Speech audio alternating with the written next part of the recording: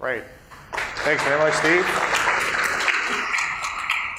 Okay, so I'm Rob Perrons. My office is conveniently in Z Block for anybody who has follow-up questions that we can't shoehorn into our time allocation today. So if you need to find me, there's my internet particulars, and I'm always happy to meet if you have questions.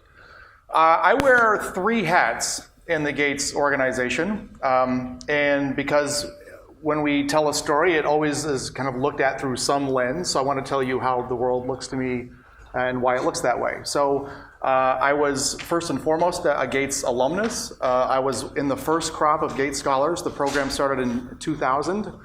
And so I was back then when the earth was cooling. I was one of those students from way back.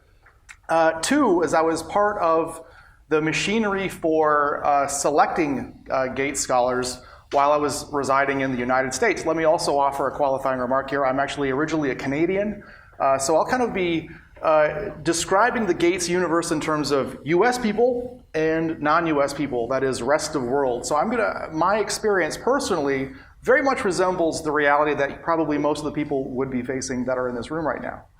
So I'll be able to kind of draw from that personal experience. Now, third is I am also kind of very intimately involved with the Gates Cambridge Alumni Association. So it's my pleasure to kind of be a part of the team that's working aggressively to try to make sure that we have that cohesive network of people moving forward. So those are the perspectives I will hopefully bring to bear here. Now, in the 15 or so minutes that I have allocated to me, here's how I'm going to invest that time. First of all, I want to tell you a little bit about the basics of the program. Where did it come from? Why is this program here? What are the overarching objectives that they hope that they're going to achieve? Then I think this is why most of you are probably here. You want to hear about how does the application work and how do they get selected and what are my chances here.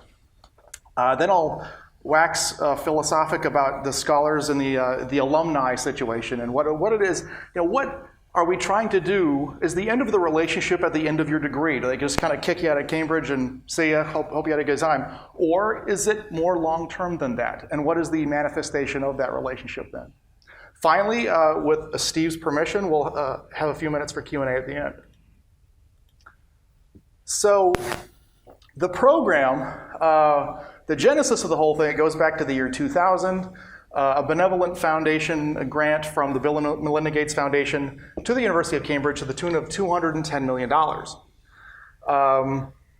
And the beautiful utopian vision there was that they wanted to build a global network of future leaders committed to improving the lives of others. Now, as you probably know, you've heard of this Gates fellow before. Isn't he in the news sometimes, right? Well, here's the deal. So he has this sprawling philanthropic empire with lots of fingers and a lot of pies. They're trying to eradicate disease in sub-Saharan Africa and all kinds of really great things.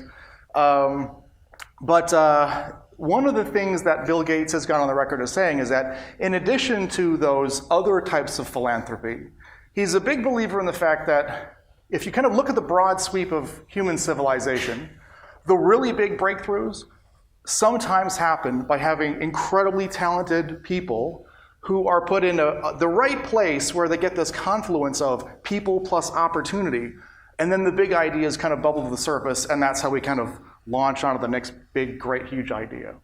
And having that perspective, he said, okay, so his bet on that type of breakthrough for human civilization is a program like this. So he wants that to be happening there.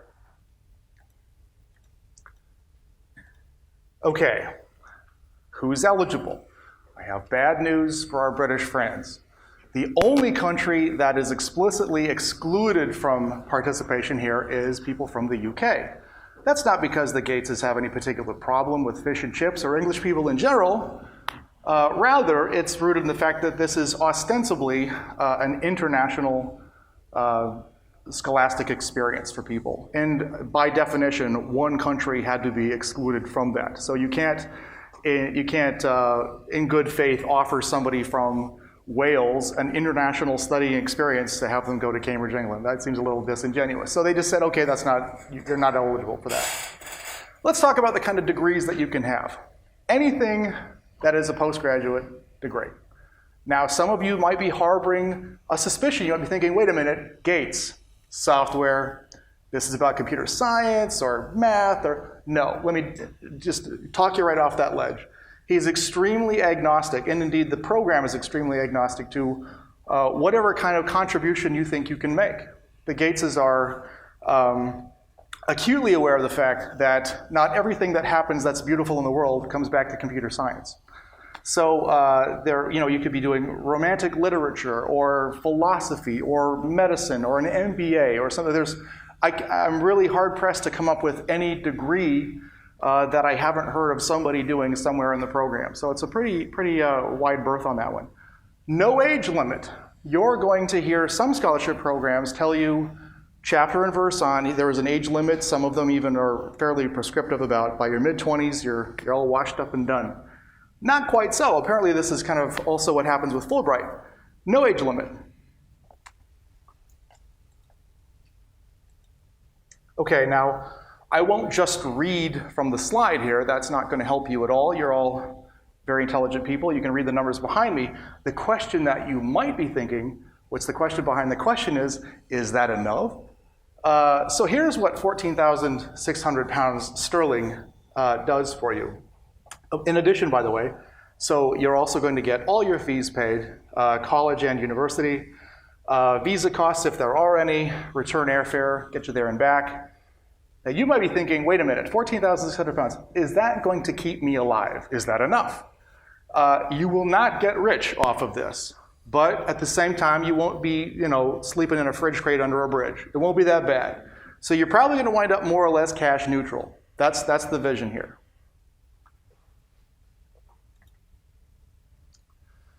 There are 90 or so new scholars introduced to the program every year. The steady state number that they notionally aim for is around 225.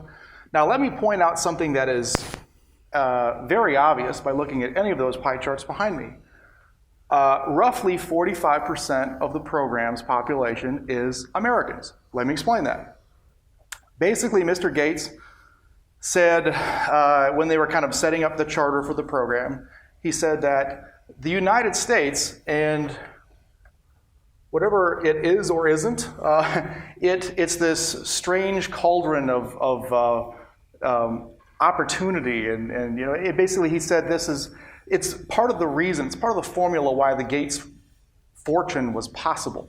Gates really believed, he said, I couldn't have done it without the US being what it is.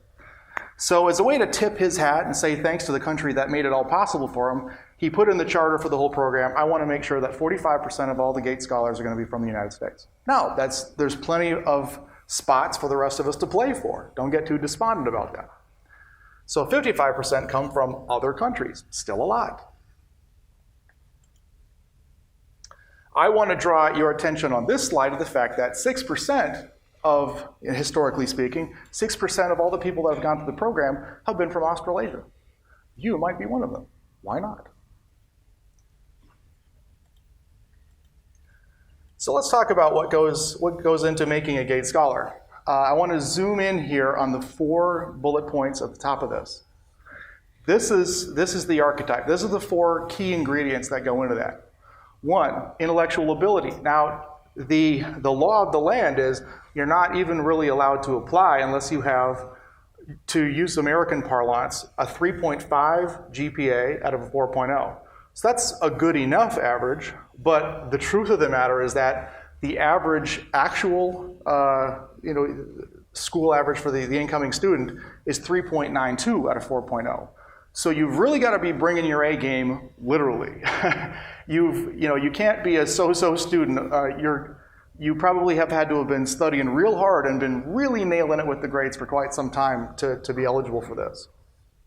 Second, a good academic fit with Cambridge. Not every university is good at everything, okay? And so is the topic that you want to pursue, is that research question that puts a fire in your belly, is Cambridge actually the best place in the world for you to be pursuing that? Because if it's not, then this isn't the right answer. And so that's one of the very important lines of questioning that gets put in front of you throughout the interview process. Leadership capacity. You could be the smartest person in the world, but if you can't get anybody else on board for that journey that you want to bring us all on. If no one else will come along with you, it's the sound of one hand clapping, and it's a wasted investment. So they want to see the leadership capacity. Can you help build the vision with other people and get everybody in on it? Finally, again, under that overarching mission of improving the lives of others, for the entire Bill and Melinda Gates Foundation, they want to see that manifest also here in this particular program. I can't emphasize this enough. You're really hard-pressed to come up with one particular cookie-cutter type of person for this. There's a huge spectrum of personalities and types of people and their interests throughout the program. So don't think, am I the archetype? It's not, there's really not an archetype per se. So have a bash. Also, I'm certainly missing lots of important details here. The website is fairly well stocked up with all the information and the specifics that you're going to need as you work towards that. The workflow, I don't think there's a lot of, given the time constraints we have, I don't think there's a lot of mileage for me in pursuing this in particular. I think I'm going to just zip past this part.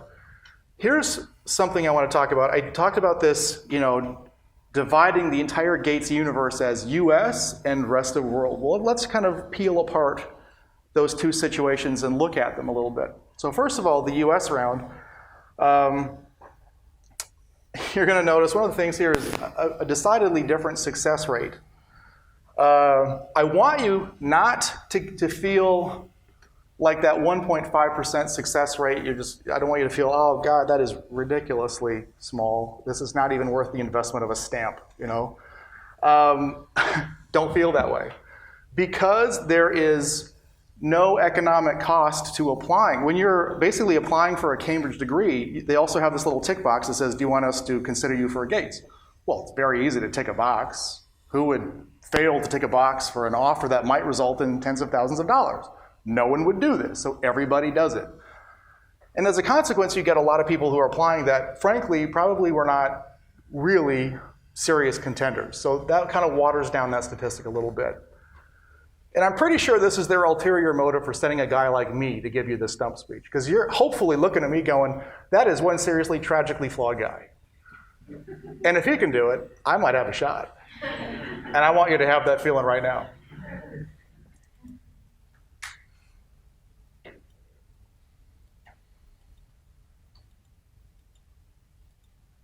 I'd like to talk about the chronology of this now. Now here is kind of a blanket apology, I suppose. The Gates-Cambridge people were very persnickety in particular about what they wanted me to use in the way of presentation materials. Steve and I are both a little bit frustrated by the fact that they have not updated the dates either in this slide pack or exactly what they have on the website. They haven't got the most up-to-date stuff there yet. But what I do want to tell you is that we are not out there trying to hoodwink everybody and make everybody go crazy because we're constantly moving these things all over the calendar. And we're not trying to frustrate everybody with that. The rhythm of this program is going to be alarmingly consistent from one year to the next. So feel free to look at these dates and be confident in the knowledge, wait a minute, it'll probably be, give or take a few days, it's going to have the same rhythm year after year after year. So these dates are a little bit out of date, again, with a note of apology, but they're going to be very indicative of what you should expect moving forward. By all means, the moment those things are updated on the website, go ahead and take a peek. You want to be on top of that. I want to also underline something that came up earlier. Don't wait till 48 hours before the deadline and go, you know what, I think I'm going to throw my hat in the ring. These things take a bit of premeditation, a bit of focus, a bit of homework. You're going to want to investigate and put some time into that.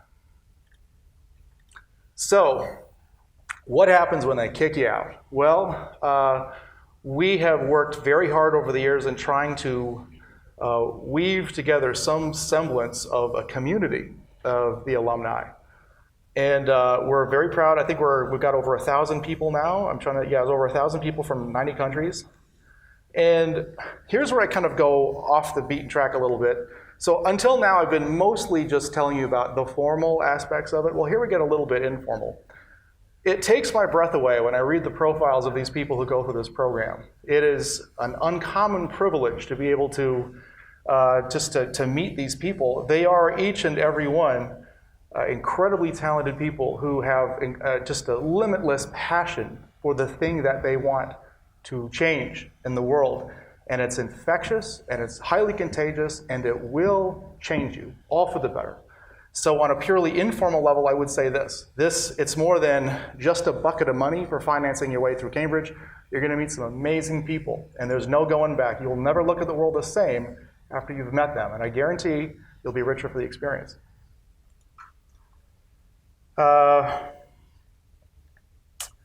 I think that's probably the right place for me to stop talking, and if you have any questions, I will do my level best to answer. Thanks.